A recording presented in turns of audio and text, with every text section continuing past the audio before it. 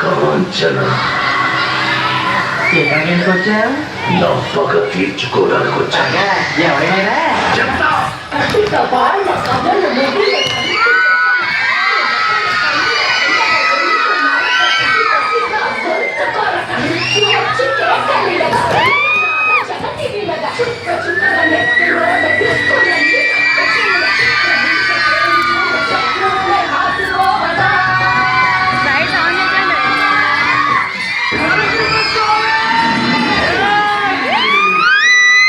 ధర్మమే గెలుస్తుందని చెప్పావు కదా, ఇదే నీ ధర్మమా? అన్నితో పోల్చేస్తే ఆ ధర్మం